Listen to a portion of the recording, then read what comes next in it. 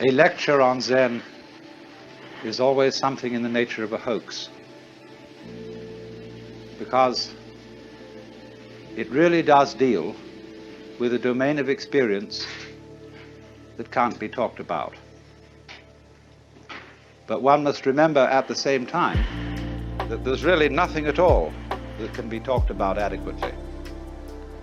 And the whole art of poetry is to say what can't be said.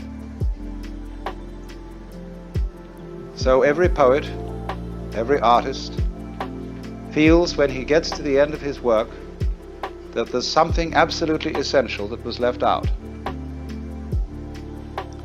So Zen has always described itself as a finger pointing at the moon.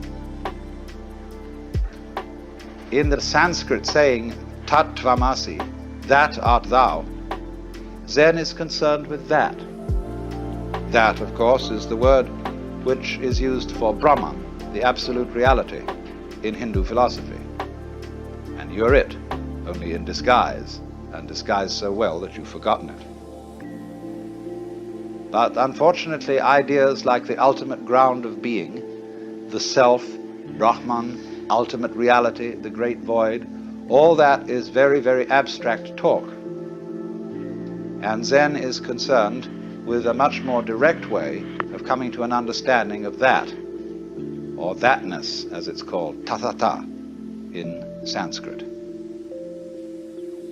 So Zen has been summed up in 4 statements. A direct transmission outside scriptures and apart from tradition. No dependence on words and letters. Direct pointing to the human mind. And seeing into one's own nature and becoming Buddha. That is, becoming enlightened, awakened from the normal hypnosis under which almost all of us go round like somnambules. It's extraordinary how much interest has existed in Zen in the United States, especially in the years since the war with Japan. And naturally, I've often meditated on the reasons for this interest. I think, first of all, the appeal of Zen lies in its unusual quality of humor. Religions aren't, as a rule, humorous in any way. Religions are serious. And when one looks at Zen art and reads Zen stories, it is quite apparent that something is going on here which isn't serious in the ordinary sense, however sincere it may be. The next thing I think that has appealed to Westerners is that Zen has no doctrines. There is nothing you have to believe, and it doesn't moralize at you very much. It's not particularly concerned with morals at all. It's a field of inquiry rather like physics. And you don't expect a physicist to discuss authoritatively about morals, even though as a human being he has moral interests and problems. But as a physicist, he is not a moral authority. Or if you go to an oculist or ophthalmologist to have your eyes adjusted, that is so you can see clearly. And Zen is spiritual ophthalmology. Another thing that appeals very much to Western students about Zen is that they've read their Zen from Suzuki and from some of my writings and from R.H. Blythe. And these people present a rather different kind of Zen from that which you will find today in Japan. They present what is essentially early Chinese Zen, from the old writings ranging from about shortly before 700 AD to 1000 AD. And that Zen has a very different flavor from modern Japanese Zen, And so, of course, many of the people who go to study Zen in Japan disapprove of Dr. Suzuki thoroughly, and also, naturally, of my exposition of Zen, because we don't make a great fetish of studying Zen by sitting. In Japan today, they sit and they sit and they sit. R.H. Blythe asked a Zen master, "What would you do if you had only 1/2 hour left to live?" And he said, "I would do Zazen," which means he would sit like a Buddha here and practice meditation. And Blythe had given him several choices. Would you like to listen to your favorite music? Would you have a dinner? Would you get drunk? Would you like the company of a beautiful woman? Would you take a walk? What would you do? Or would you just go on with your daily business as if nothing was going to happen? In other words, would you wind up your watch? So he was very disappointed in this answer. And he said, you know, sitting is only one way of doing Zen. Buddhism speaks of the 4 dignities of man: walking, standing, sitting, and lying. And so Zazen is simply the Japanese word for sitting Zen. There must also be walking Zen, standing Zen, and lying Zen. You should know, for example, how to sleep in a Zen way. That means to sleep thoroughly. Zen has been described as when hungry eat, when tired sleep. And when the student got that description, he said, well, doesn't everybody do that? And the master said they don't. When hungry, they don't just eat, but think of 10,000 things. When tired, they don't just sleep, but dream innumerable dreams. So in a sense, this sounds like the old Western truism. Whatever your hand finds to do, do it with all your might. But that's not the same thing as Zen. A lot of people like to see if they could sum up Zen in that way, in the Latin motto of the school I used to go to in England, age dum agis, act when you act, or while you act. There's a famous story which beautifully illustrates the current relationships between East and West. Paul Reps, who wrote, or rather drew, a lovely book called Zen Telegrams, once asked a Zen master to sum up Buddhism in one phrase. And he said, don't act, but act.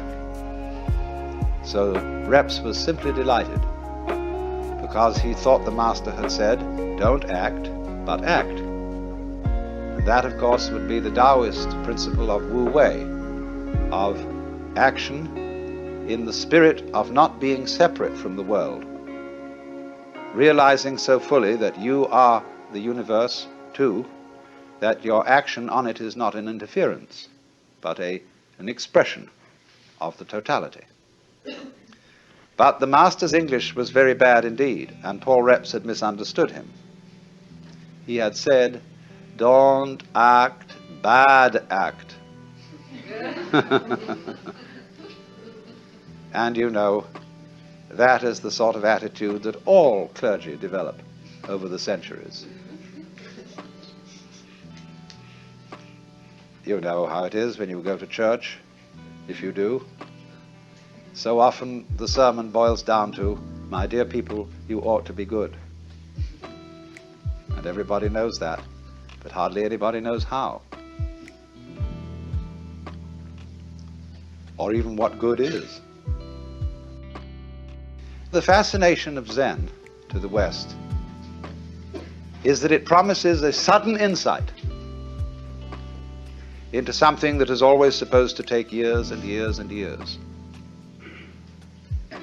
The psychoanalysts, if you're mixed up, they tell you the troubles you've got yourself into over all these years can't be undone in a day.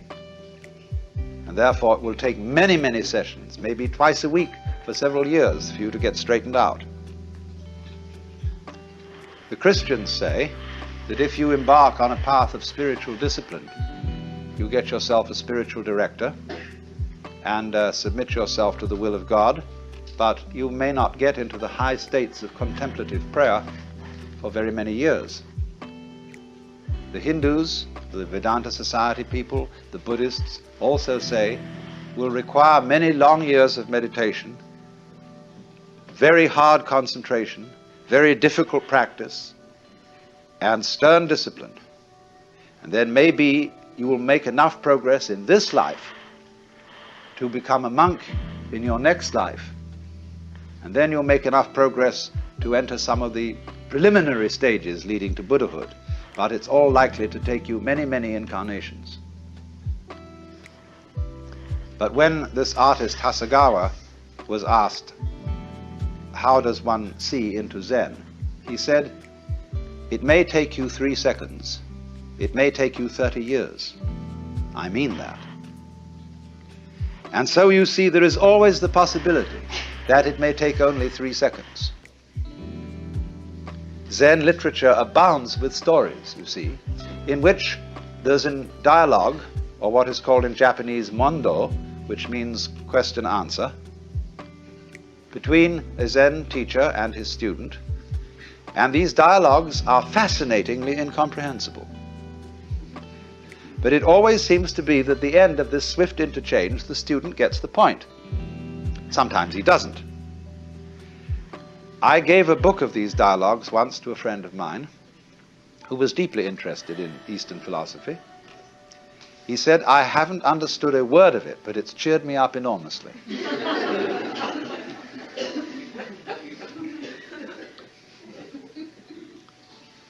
So this book called the Mumonkan, which means the barrier with no gate, or the gateless gate,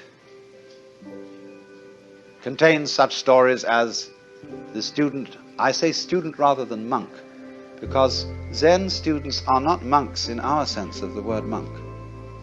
Our monks take life vows of poverty, chastity, and obedience.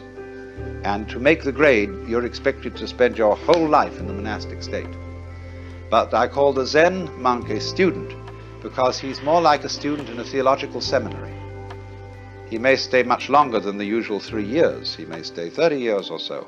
But it's always possible for him to leave with dignity and to graduate and to go into lay life or become a regular priest who keeps charge of a temple, can get married and have a family. And only very few graduates of a Zen monastery become Roshi. That Roshi means simply old teacher. That is the man in charge of the spiritual development of the students. So one of these students in the book says to the master Joshu, I have been here in this monastery for some time and I've had no instruction from you. The master said, have you had breakfast? Yes. Then go wash your bowl. And the monk was awakened. Now you may think that the moral of this story is do the work that's nearest, though it's dull at whiles, helping when you meet them, lame dogs over stiles.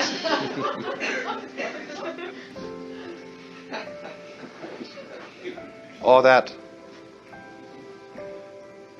the bowl might be a symbol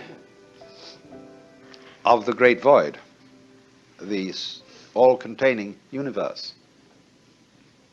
And probably the monk had washed it already, because they immediately after eating in Japan and China, in a monastery, they would take tea and pour it into the bowl and swill it around, wash it and wipe it out. So maybe he had already washed the bowl. And in that case, you might think that the master was saying, don't gild the lily. Don't, to use a real nice Zen phrase, don't put legs on a snake or a beard on a eunuch. No, the point of that story is so clear that that's what's difficult about it. And all these stories resemble jokes in this sense. A joke is told to make you laugh. When you get the point of a joke, you laugh spontaneously. But if the point has to be explained to you, you don't laugh so well, you force a laugh. There is some kind of sudden impact between the punchline and the laugh.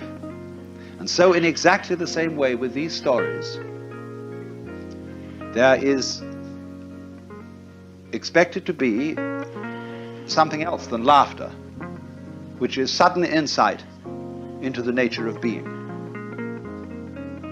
Nature of being, that sounds, again, very abstract. But it was go wash your bowl.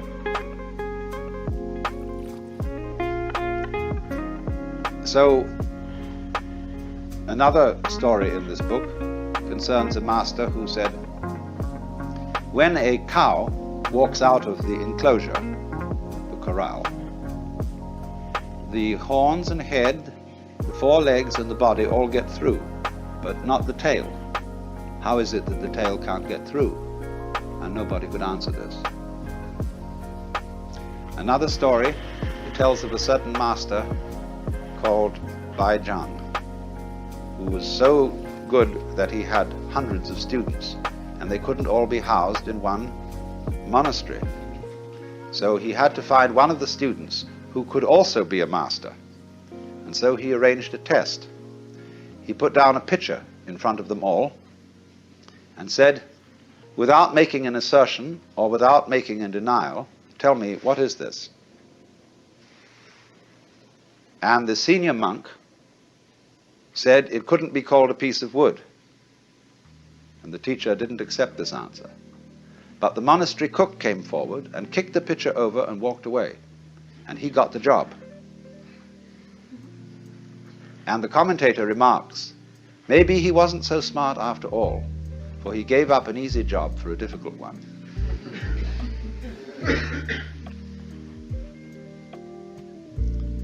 When an inquirer about Zen came to a master, often, they approach a Zen master with a kind of key question. What is the fundamental principle of Buddhism? Or why did the bearded barbarian come from the West? Because Zen is supposed to have been brought into China by a Hindu named Bodhidharma.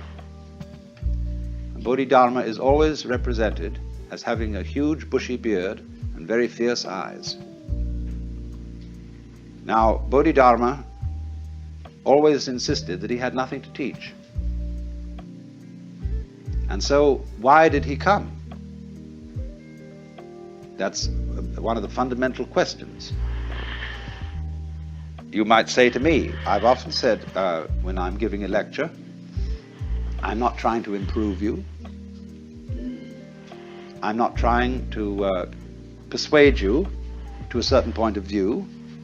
That is to say, like a preacher would convert somebody. In fact, I have nothing to tell you at all. Because were I to presume that I had something to tell you, I would be like a person who picked your pocket and sold you your own watch. So you might say, then why do I talk? You might ask the sky, why are you blue? The clouds, why do you float around? Birds, why do you sing? And we've been busy trying to invent explanations for all this.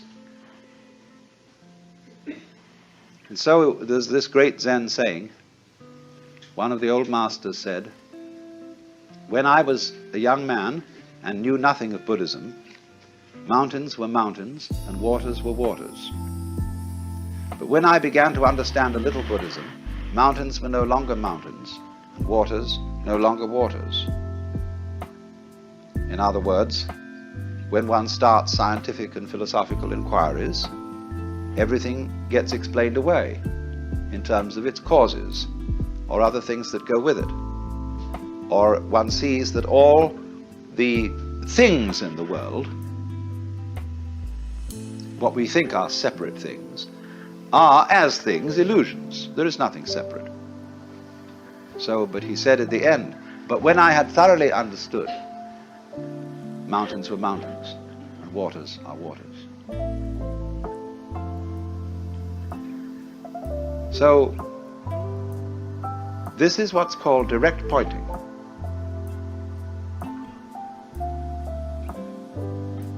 A Zen master was once talking with me, and he said, when water goes out of the wash basin down the drain, does it go clockwise or anti-clockwise? And this was all phrased in the middle of a very ordinary conversation. And, you know, it just seemed like a speculative question. And I said, oh, it might go either. He said, no, like this. Now he said, which came the first, egg or hen? I said, tuk, tuk, tuk, tuk, tuk. Now, he said, that's the point.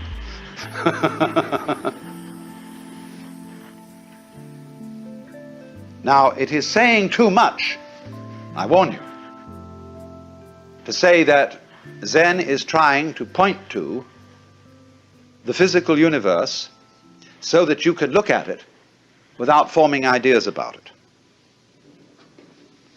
That is saying too much, but it is the general idea. It's in the direction of being the right idea. Zen people speak of the virtue of what they call mushin, which means no mind, or munen, no thought. That red lantern says munen on it, no thought. This is not an anti-intellectual attitude. The ordinary simple person is just as bamboozled by thinking as a university professor. You can think intellectually in a no-think way. That's the art. It doesn't mean not to have any thoughts at all. It means not to be fooled by thoughts, not to be hypnotized by the forms of speech and images that we have for the world, not to be hypnotized by them into thinking that that is the way the world really is. So if I say this is a fan, it isn't. To begin with, fan is a noise, and this doesn't make the noise fan, but just whoosh. But it can be many other things than a fan. It could be a back scratcher. Very well. All sorts of things. Don't let words limit the possibilities of life.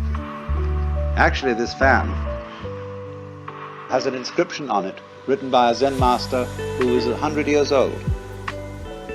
And it says, I don't understand, I don't know anything about it. So that goes back to the story of Bodhidharma, that when he first came to China, sometime a little before 500 AD, he was interviewed by the Emperor Wu of Liang. The emperor was a great patron of Buddhism and said, we have caused many monasteries to be built, monks and nuns to be ordained, and the scriptures to be translated into Chinese. What is the merit of this? And Bodhidharma said, no merit whatever. Well, that really set the emperor back, because the popular understanding of Buddhism is that you do good things like that, religious things, and you acquire merit. And this leads you to better and better lives in the future, so that you will eventually become liberated. And so he was completely set back, so he said, well, what is the first principle of the holy doctrine? And Bodhidharma said, vast emptiness and nothing holy. Or in vast emptiness there is nothing holy. So the emperor said, who is it then that stands before us? The implication being, aren't you supposed to be a holy man? And Bodhidharma said, I don't know. So the poem says, plucking flowers to which the butterflies come, Bodhidharma says, I don't know. And another poem like it, if you want to know where the flowers come from, even the god of spring doesn't know. So anybody who says that he knows what Zen is a fraud. Nobody knows. Just like you don't know who you are. All this business about your name and your accomplishments, your certificates, what your friends say about you, you know very well that's not you. But the problem to know who you are is the problem of smelling your own nose. When the great Japanese master Dogen came back from China in about the year 1200 to bring his school of Zen into Japan, they asked him, "What did you learn in China?" He said, "The eyes are horizontal, the nose is perpendicular."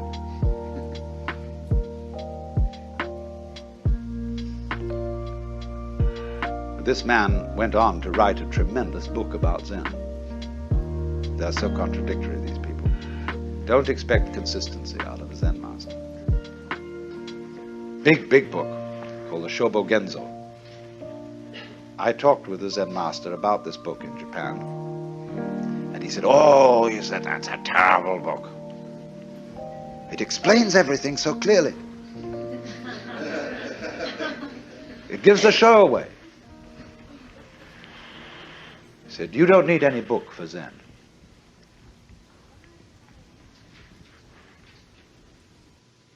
So you see, it is this kind of way of going about things, this method of Zen, that has so fascinated the West. And everybody who reads about Zen wonders if somehow, you see, this understanding is right under your nose. You know how it is, sometimes you can get a crowd of people to come into a room, and you put something in the room that's absurd. Like suppose there was a balloon floating on the ceiling. People could come in and not notice it at all. Or, you know, somebody puts on something weird, some kind of a funny necktie or something. And you say to a person, "Well, haven't you noticed?" A woman in a new dress, you know? "Haven't you noticed?" I said, "Well, no, what is it? What are we doing?" "No, it's right under your nose. They're staring you in the face, but you don't see it." And Zen is exactly like that.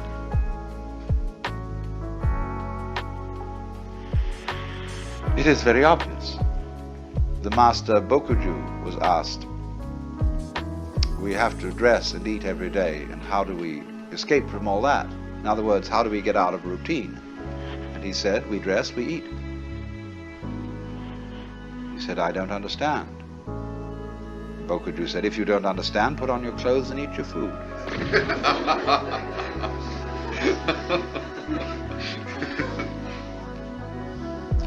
Another Zen master in quite recent times was interviewing a student. You see, all these stories I'm telling you are connected, and what I want you to do is to grasp intuitively the connection. Was interviewing a student, Western student, and he said, "Get up and walk across the room." He got up and walked and came back and said, "Where are your footprints?"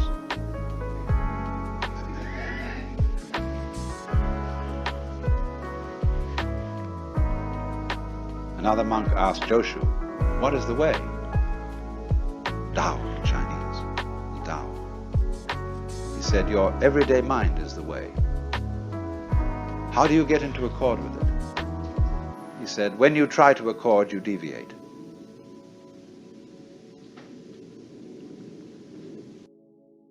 So, here is this extraordinary phenomenon. Now let me say, having presented you with all these fireworks, let me say a few sober things about Zen as a historical phenomenon.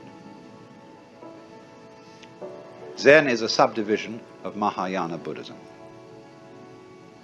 And as you know, that is the school of Buddhism which is concerned with realizing Buddha nature in this world. Not necessarily by going off to the mountains or by renouncing family life, everyday life, etc., as if that were an entanglement, but realizing in the midst of life the possibility of becoming a Buddha. And so the great ideal personality of Mahayana Buddhism is the Bodhisattva, a word now applied to somebody who has attained nirvana, but instead of disappearing, comes back in many, many guises. There's a famous painting of one of the bodhisattvas in the form of a prostitute. And bodhisattvas in Zen art are often represented as bums. There's the beautiful one over there, painted by Sengai, of the bum Hote, or Putai in Chinese, who's always immensely fat. And he's saying, Buddha is dead. Maitreya, who is supposed to be the next Buddha, hasn't come yet. I had a wonderful sleep and didn't even dream about Confucius. And he's just stretching and yawning as he wakes up. So, Zen is Mahayana, Indian Mahayana Buddhism, translated into Chinese, and therefore deeply influenced by Taoism and Confucianism. Zen monks brought Confucian ideas to Japan. And the origins of Zen lie actually around the year 414, at which time a great Hindu scholar by the name of Kumarajiva was translating with a group of assistants the Buddhist sutras into Chinese. One of his students taught that all beings whatsoever have the capacity to become Buddha, to become enlightened, even rocks and stones, and that even heretics and evildoers have the Buddha nature or Buddha potentiality in them. And everybody said he was a dreadful heretic. But then a text called the Nirvana Sutra came from India, which said precisely that. So everybody had to admit that this man was right. He also began to teach that awakening must be instantaneous. It's a kind of all or nothing state. I don't mean that there aren't degrees of its intensity, but once you see the principle, you see the whole thing. As they say, when the bottom falls out of the bucket, all the water goes together. Those men then promulgated the way of sudden awakening. Bodhidharma came later, and he is supposed in legend to have been followed by a line of 6 patriarchs, of which he was the first. The second was named Eka, I'm using the Japanese pronunciation, who was formerly a general of the army. Then the third was Sosan, who wrote the Shinjinmei, which is a most marvelous little summary of Buddhism in verse. And so on till they came to Eno, the 6th patriarch. You know perhaps more familiarly his Chinese name, Huineng. He died in 715 AD. He's the real founder of Chinese Zen, the man who synthesized the whole thing and was at least his collected discourses are contained in what is called the Platform Sutra. And any student of Zen should read the Platform Sutra. But Eno really fused Zen with the Chinese way of doing things. And he emphasized very thoroughly, do not think you are going to attain Buddhahood by sitting down all day and keeping your mind blank. Because a lot of those students who practiced dhyana, which is the Sanskrit for Chan, which is the Chinese for Zen, which is in turn Japanese, means meditation, or contemplation perhaps would be a better translation in English. And everybody thought that the proper way to contemplate was to be as still as possible. But according to Zen, That is to be a stone Buddha instead of a living Buddha. Now I can knock a stone Buddha on the head, clunk, and it has no feelings. And so it's a stone Buddha. There was a famous Zen master called Tanka, who went to a little lonely temple on a freezing cold night. And he took the Buddha image, one of the Buddha images off the altar, split it up and made a fire. And when the attendant of the temple came in the morning, he was horrified. He broke at the image, and Tanka took his stick, started raking in the ashes. And the temple priest said, "What are you looking for?" He said, "I'm looking for the sali, that is to say the jewels that are supposed to be found in the body of a genuine Buddha when he's cremated." So the priest said, "You couldn't expect to find sali from a wooden Buddha." In that case, said Tanka, "Let me have that other Buddha for my fire." That's, you see, the difference between living Buddha and stone Buddha. But a person who thinks that in order to be awakened, you have to be heartless, to have no emotions, no feelings, that you couldn't possibly lose your temper or get angry or feel annoyed or depressed, those people haven't got the right idea at all. If that's your ideal, said Eno, you might just as well be a block of wood or a piece of stone. What he wanted you to understand is that your real mind, while all those emotions are going on, is imperturbable. Just like when you move your hand through the sky, you don't leave a track. The birds don't stain the blue when they pass by. And when the water reflects the image of the geese, the reflection doesn't stick there. So, to be pure-minded in the Zen way, or clear-minded is a better way of translating it, is not to have no thoughts. It's not a question of not thinking about dirty things. One great master of the Tang dynasty, when asked, "What is Buddha?" believe it or not, answered, "A dried turd." So it's not that kind of purity. It is purity, clarity, in the sense that your mind isn't sticky. You don't harbor grievances. You don't be attached to the past. You go with it, with life. Life is flowing all the time. That is the Tao, the flow of life. You are going along with it whether you want to or not. You're like people in a stream. You can swim against the stream, but you'll still be moved along by it. And all you'll do is wear yourself out in futility. But if you swim with the stream, the whole strength of the stream is yours. Of course, the difficulty that so many of us have is finding out which way the stream is going. But suddenly, as it goes, all the past vanishes, the future has not yet arrived. And there is only one place to be, which is here and now. And there is no way of being anywhere else, none whatever. If you understand that thoroughly, your task is finished. You then become instantaneous and also momentous.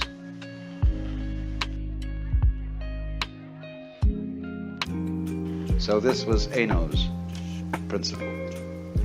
As I said, he died in 715, and he left 5 very great disciples who taught substantially the same sort of thing. But as things go, then these disciples had disciples, and those disciples had disciples, and there's a genealogy, and Zen broke into what are called 5 houses. And these, some of them didn't go on. Zen went on in 2 main forms. One is called, by the Japanese, Resize Zen, after the great master Resize, who lived towards the end of the 9th century. And the Soto school comes from another line, and they have a slightly different emphasis. Soto is more serene in its approach, Rinzai more gutsy. Rinzai people use the koan method in Zen study. Soto people don't, at least not in the same way. But this period between the death of the sixth patriarch, Eno, and about the year 1000 is the golden age of Zen. These were the really formative years. And after that, Zen began to decline in China. It became mixed up with other forms of Buddhism, and it suffered the fate of many, many forms of meditation type or yoga type discipline. It got a little bit sidetracked into occult and psychic matters, what are called in Buddhism siddhi, or the development of supernormal powers. For Zen, this is completely beside the point. But it got involved with Chinese alchemy, with Taoistic alchemy, and all sorts of foolishness in that direction. But a very strong strain of Zen went to Japan. The first being in about 1130, the monk Eisai, and then about 1200, the monk I told you about, Dogen, who founded the great, beautiful, gorgeous, voluptuous monastery at Eiheiji, which exists to this day. Now, in this golden age of Chinese Zen, the main method of study was walking Zen rather than sitting Zen. All monks were great travelers, and they walked for miles and miles through fields and mountains, visiting temples to see if they could find a master who would cause their spark to flash, to get what is called in Mandarin Wu, or in Japanese Satori, or in Cantonese This always rather fascinates me, the way this character is written. The word I in Chinese is sometimes represented by this right-hand side of the character alone. 5 mouths, 5 senses. This one means your mind or heart, the heart-mind, shin. Now when we say, well, something very surprising happened, my heart came into my mouth. Here it comes into all 5. So this character means awakening. It's the same in a way as the Sanskrit bodhi, awakening from the illusion of being a separate ego locked up in a bag of skin, discovering that you are the whole universe. And of course, if you do discover that, and you do see into it all of a sudden, it's a shock, because your whole common sense is turned directly inside out. Everything is the same as you've always seen it, but completely different. Because you know who you are. You know that what the devil were you worrying about? What was all that fuss? What was all that to do? Well, you see, it was part of the game.